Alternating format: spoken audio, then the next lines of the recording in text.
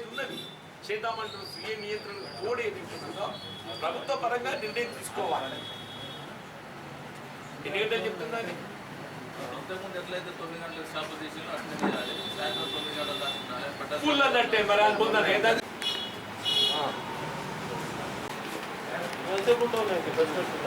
ఇప్పుడు మన దేశంలో విద్య వైద్యం ప్రాథమికంగా మనకు భారత రాజ్యాంగం కల్పించినటువంటి ఒక హక్కు.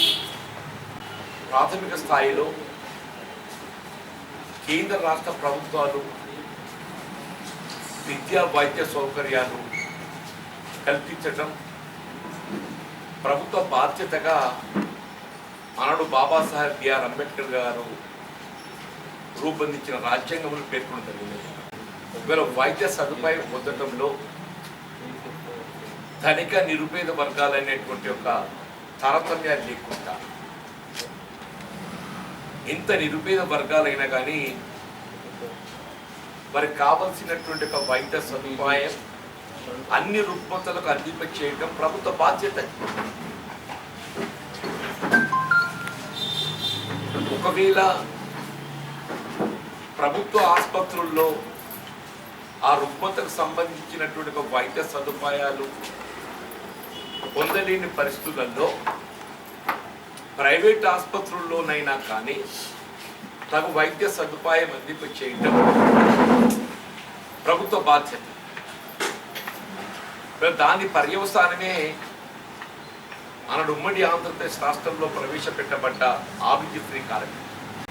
రాజ్యాంగబద్ధంగా కల్పించవలసినటువంటి యొక్క హక్కు ప్రభుత్వ ఆసుపత్రుల్లో పూర్తి స్థాయిలో వైద్య సేవలు కల్పించలేకపోతున్నటువంటి ఒక పరిస్థితులలో ప్రైవేట్ రంగంలో వైద్య సేవలు పొందినప్పటికీ కూడా దానికి సంబంధించినటువంటి ఒక సేవలు కల్పించడం ప్రభుత్వ బాధ్యత భావించి ఆరోగ్యశ్రీ కార్యక్రమాన్ని ప్రవేశపెట్టింది. వీళ్ళ ఎన్డీఏ ప్రభుత్వం అధికారానికి వచ్చిన తదుపరి జాతీయ స్థాయిలో కూడా వీళ్ళ వైద్య సదుపాయాల నిమిత్తం ప్రభుత్వ బాధ్యతగా ఆయుష్మాన్ భారత్ కార్యక్రమాన్ని అమలు చేయడానికి కార్యక్రమం రూపొందించింది. అటు ఆయుష్మాన్ భారత్ కానీ ఇటు ఆరోగ్యశ్రీ కానీ ఈ రెండు సేవలు పొందేటటువంటి యొక్క హక్కు ప్రతి పౌరుడు కలిగి ఉన్నాడు మన రాష్ట్రంలో. కానీ దురదృష్టం ఏంటంటే ఇవాళ కేంద్ర రాష్ట్ర ప్రభుత్వాలు దేశజాలకు పోయి కేంద్ర ప్రభుత్వం అమలు చేస్తున్నటువంటి ఆయుష్మాన్ భారత్ మేము తెలంగాణ రాష్ట్రంలో అమలు చేయవలసినటువంటి ఒక అవసరం లేదు. ఆయుష్మాన్ భారత్లో ఏ సేవలైతే పొందడం జరుగుతుందో ఆ సేవలన్నీ మేము ఆరోగ్యశ్రీలో కల్పిస్తున్నామని చెప్పి పేర్కొన్నాం. సరే, ఆయుష్మాన్ భారత్ కానివ్వండి, ఆరోగ్యశ్రీ కానివ్వండి, ఇలా ప్రభుత్వాలు ఏదైతుందో విధి విధానాలు రూపొందిస్తే దానికి కావలసినటువంటి ఒక నిధుల సమకూర్పు అనేది మళ్ళీ ప్రజల ద్వారా సమకూర్చుకోబడ్డటువంటి ఒక పన్నుల రూపేణ ఏదైతే నిధులు సమకూరుతామో దాని నుండి వెచ్చిస్తారు. ఆయుష్మాన్ భారత్కు సంబంధించినటువంటి నిధులు అటు మోడీ చేతులకు వెళ్ళే కానీ, ఇటు ఆరోగ్యశ్రీకి సంబంధించిన నిధులు కేసీఆర్ చేతులకు వెళ్ళే కానీ నిధులు వెచ్చించారు. మళ్ళీ కోవిడ్-19 కరోనా వైరస్ వ్యాధి సోకినటువంటి రుగ్మతకు ఏదైతున్నదో వైద్య సదుపాయాల నిమిత్తం ఇప్పుడు ప్రభుత్వ పరంగా పూర్తి స్థాయి లోపల సేవలు కల్పించలేకపోతుంది. ప్రైవేట్ రంగంలో సేవలు పొందాలని భావించినా కానీ అది ఆర్థికంగా భారం కావటం, నిరుపేద వర్గాలు ఏదైతుందో ఏ విధంగా ఇబ్బందులు ఎదుర్కొంటున్నారో మనం గమనిస్తామని చెప్పంటాం. రాష్ట్ర ప్రభుత్వం ఏదైతుందో కార్పొరేట్ స్థాయిలో ప్రైవేట్ ఆసుపత్రులను ఈ కరోనా వైరస్ వ్యాధికి సంబంధించిన సేవలు అందింపచేయడానికి గుర్తించి దానికి సంబంధించినటువంటి ఒక టారిఫ్ ఛార్జ్ ప్రకటింపబడ్డా కానీ అది ఎవరు కూడా అమలు చేస్తలేదు. వీళ్ళ ప్రభుత్వ ఆసుపత్రుల్లో పరిస్థితి ఈ విధంగా మారిపోయింది కదా అని చెప్పారంటే, అన్లెస్ మీకు ఆక్సిజన్ అవసరం పడితే తప్ప, మీకు వెంటిలేటర్ అవసరం పడితే తప్ప మీరు ప్రభుత్వ ఆసుపత్రుల్లో చేరాల్సిన అవసరం లేదు అనే స్థాయికి ఇవాళ చేరుకున్నారు. ఎవరన్నా వ్యాధి సిమ్టమ్స్ సోకినా, పాజిటివ్ వ్యాధిగ్రస్తుడిగా గుర్తింపబడ్డా కానీ వాళ్ళు విధిగా ఏదైతుందో ఆసుపత్రిలో చేర్పించి తగు వైద్య సేవలు అందించారు. ఇక్కడే మన దగ్గర జగిత్యాల ప్రభుత్వ ఆసుపత్రిలో ఓ స్వీపర్ పాజిటివ్ గుర్తింపబడ్డది. బాబు 2 days ఇంట్లో పెట్టేసింది. 2 days ఇంట్లో పెట్టేసింది. అంటే ప్రభుత్వం కూడా పాజిటివ్ సోకినంత మాత్రాన మీరు ఆసుపత్రిలో చేరవలసినటువంటి అవసరం లేదు. అన్నింటికి ఒకే వైద్యం క్వారంటైన్, అన్నింటికి ఒకే వైద్యం క్వారంటైన్. ఆరంభంలో ఏ విధంగానైతే సీఎం గారు పారాసెటమాల్ ఒకటి సరిపోతుంది అని పేర్కొనడం జరిగిందో, ఇవాళ క్వారంటైన్ మాత్రం ఒకటే సరిపోతుంది అనే స్థాయికి మరి ప్రభుత్వం దిగజారడం ఆశ్చర్యాన్ని కలిగిస్తుందని చెప్పండి. దురదృష్టం ఏంటంటే చెస్ట్ ఆసుపత్రిలో వైద్య సదుపాయం పొందుతూ ఆక్సిజన్ తొలగింపబడుటతో వీళ్ళు ఏ విధంగా మరణ దశకు చేరుకోవడం జరుగుతుందో సరే ఏమి ఆయన అంటే ఇంత క్షోభ అనుభవించి ఉంటాడో మనం ఊహించలేమని చెప్పంటున్నా. ఎంత క్షోభ అనుభవించి ఉంటాడో మనం ఊహించలేమని చెప్పంటున్నా. ఆయన తన మరణ వాగ్మూలాన్ని డైన్ డిక్లరేషన్ రికార్డ్ చేసి చనిపోయిండే. రవికుమార్ మన భారతదేశం చట్టాలకు అనుగుణంగా ఆత్మహత్య నేరం, బలవన్ మరణం అనేది నిషేధింపబడింది మన దగ్గర. అది నేరం. ఎవరైనా ప్రయత్నం చేసినా కానీ దాన్ని నేరంగా పరిగణిస్తుంది. కానీ ఏ పరిస్థితుల్లో ఆయన ఆత్మహత్య పురిగొల్పడం జరుగుతుంది, ఏ పరిస్థితుల్లో ఆయన బలవన్ మరణానికి పాల్పడుతుండో మనం పరిశీలించాల్సినటువంటి ఆవశ్యకత ఉందని చెప్పండి. వీళ్ళ గౌరవ వైద్య ఆరోగ్య శాఖ మంత్రులు ఏదైతుందో ఇలా సెల్ఫీ వీడియో రికార్డింగ్ తప్పుపడుతున్నాడు. ఆయన డైయింగ్ డిక్లరేషన్ కాదు, సెల్ఫీ వీడియోని తప్పుపడుతుండే అంటారు. సెల్ఫీ వీడియోని తప్పుపడుతుండే. ఆయన ఇంత క్షోభ అనుభవిస్తే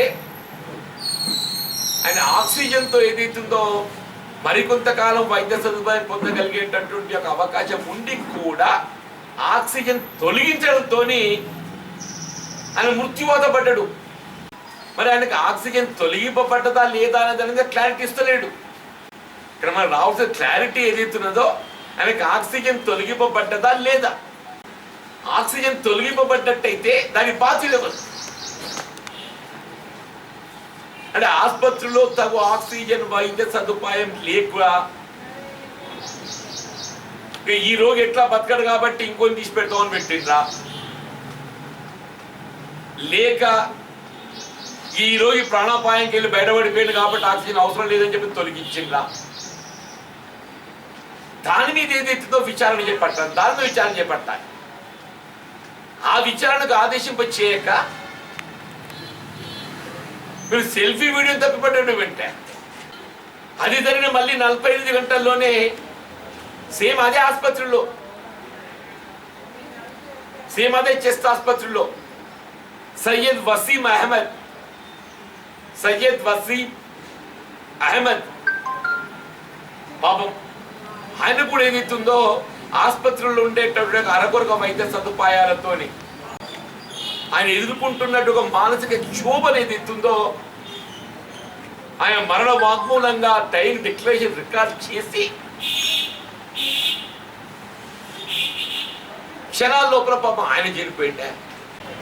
అంటే ఆశ్చర్యం ఏంటంటే ఎవరో ఒకరిద్దరు చనిపోయినంత మాత్రాన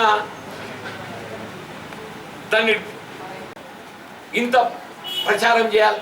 ఇలా ఒకరిద్దరు చనిపోవడం, ఒకరిద్దరు టైం డిక్లరేషన్తో చనిపోయింది. చనిపోయింది ఒకరిద్దరు కాదు, చనిపోయిన వాళ్ళు ఏదైతుందో వందల సంఖ్యలో ఉన్నారు చనిపోయిన వాళ్ళు. అంటే అధికారికంగా వాళ్ళు ప్రకటించింది 253, అధికారికంగా ప్రకటించింది 253. సరే, అంటే అధికారికంగా ఎన్ని డెత్స్ ఉన్నాయో మనం ఊహించలేము. కానీ టైం డిక్లరేషన్తో చనిపోయినటువంటి యొక్క కరోనా వైరస్ వ్యాధి సోకి చనిపోయినటువంటి బహుశా దేశంలోనే కాదు ప్రపంచంలో కూడా ఎక్కడ ఉన్నారని చెప్పి నేను ఊహించానని చెప్పి అంటున్నాను. నిజంగా ముఖ్యమంత్రి గారికి ఏమైనా నైతిక బాధ్యత ఉన్నట్టయితే ఆయన తక్షణమే రాజీనామా చేయాలి. ముఖ్యమంత్రి గారికి ఏమైనా నైతిక బాధ్యత ఉన్నట్టయితే తక్షణమే రాజీనామా చేయాలంటూ నేను ఇవాళ ముందస్తుగా ఈ మీరు కేంద్ర రాష్ట్ర ప్రభుత్వాలు ఏదైతుందో భేషజాలు వీడండి, మీరు భేషజాలు వీడండి. లేదా కేంద్ర ప్రభుత్వం అమలు చేయతలబెట్టే ఆయుష్మాన్ భారత్ అయినా రాష్ట్ర ప్రభుత్వం అమలు చేసేటువంటి ఆరోగ్యశ్రీ అయినా ఈ రెండు కూడా భారత రాజ్యాంగం పేదవాడికి కల్పించిన హక్కు. మీరు తెలంగాణ రాష్ట్రంలో ఆయుష్మాన్ భారత్ తక్షణమే right from 1st July 2020 it must be implemented in Telangana state. ఆరోగ్యశ్రీలో ఏదైతుందో ప్రస్తుతం ఉన్నటువంటి రుగ్మతలలో ప్రధానంగా సమాజం ఎదుర్కొంటున్నటువంటి ఒక రుగ్మత కరోనా వైరస్ COVID-19 కాబట్టి దీన్ని తక్షణమే ఆరోగ్యశ్రీలో చేర్చి ఈ కరోనా వైరస్ అనుమానాస్పద వ్యక్తులే కానీ పరీక్షలకు సంబంధించే కానీ వైద్య సదుపాయం సంబంధించి కానీ పరీక్షలు వైద్య సదుపాయం తక్షణమే ఆరోగ్యశ్రీలో చేర్చబడి పూర్తి స్థాయిలో ఉచితంగా కార్పొరేట్ స్థాయిలో వైద్య సదుపాయం అందింపజేసే విధంగా వీటితో పాటుగా సరే వల్ల ఉన్న పరిస్థితులలో అందరూ స్వీయ నియంత్రణ సెల్ఫ్ డిసిప్లిన్ కాడికి వచ్చిండ్రే. కానీ ఏమంటే ప్రభుత్వం ఏదైతుందో అంటే నా వ్యక్తిగతంగా దోస్తున్నట్టు ఒక అభిప్రాయం చెప్తున్నాను. మేము పార్టీ పరంగా కూడా దీన్ని డిస్కస్ చేయాల్సిన అవసరం ఉన్నది. ఇవాళ ఉపాధికి సంబంధించిన 8 గంటలకు ఏదైతుందో మీరు వెసులుబాటు ఒక 10 గంటలు కల్పించారు. మనకు కావాల్సిన నిత్యావసర సరుకులు పొందటానికి వరకు కూడా ఏదైతుందో దానికి వెసులుబాటు ఒక 8 గంటలు 10 గంటలు కల్పించారు. బిజినెస్ అవర్స్ మీరు రిస్ట్రిక్ట్ చేయండి. బిజినెస్ అవర్స్ మీరు 4 గంటలకు ఒకవేళ బిజినెస్ అవర్స్ రిస్ట్రిక్ట్ చేస్తే వ్యాపార సంస్థలు అన్ని కూడా ఏదైతుందో 4 PM వరకు వాటిని నిలువరింప చేయగలిగితే మనం ఇల్లు చేరుకోవడానికి ఇంకొక గంట పడుతుంది. 4కు వ్యాపార సంస్థ క్లోజ్ చేయబడితే మనం జనం ఇల్లు కూడా చేరుకోవాలి కదా, ఒక 1 అవర్ పడుతుంది. 4 to 5 o'clock వ్యాపార సంస్థలు మూతపడ్డ ఒక 1 అవర్ ఏదైతుందో మనకి ఇల్లు చేరుకోవడం కావాలి. Right from 6 PM to 6 AM అత్యవసర సేవలకు మినహాయింపు కలిగిస్తూ ఇతరత్ర ఎవరు కూడా రోడ్ల మీద రాకుండా 6 PM to 6 AM ఆంక్షలు విధించండి. ఇది హైదరాబాద్ నగరంతో పాటు గ్రేటర్ హైదరాబాద్ నగరంతో పాటుగా మీరు కంటైన్మెంట్ జోన్లో ఇంకా ప్రత్యేకంగా ఏం నిబంధనలు రూపొందించండి. మీరు కంటైన్మెంట్ ప్రాంతాల్లో ఇంకేదైనా ప్రత్యేక నిబంధనలు రూపొందించండి. కంటైన్మెంట్ ప్రాంతాల తోడు చెప్తున్నాయి. ఇది ఆచరించవలసినటువంటి ఒక ఆవశ్యకత సమాజంపై ఉంది. ఆచరింప చేయవలసిన ఒక బాధ్యత ప్రభుత్వం పైన ఉన్నదని కూడా మేము భావిస్తున్నాం. మనం తీసుకునే చర్యల్ని తీసుకుంటుండగా సరే, వ్యాధి నివారణ ఏ మేరకు నిలువరింప చేయబోతాము? Let us make an attempt. ఇంకేమైనా ఉన్నట్టయితే దాన్ని నిలువరింప చేయటానికి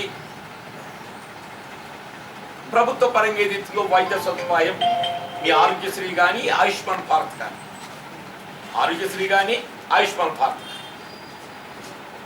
పూర్తి స్థాయి లోపల ఉచితంగా అందింప చేయడం ప్రభుత్వ బాధ్యతగా భావించాలని డిమాండ్.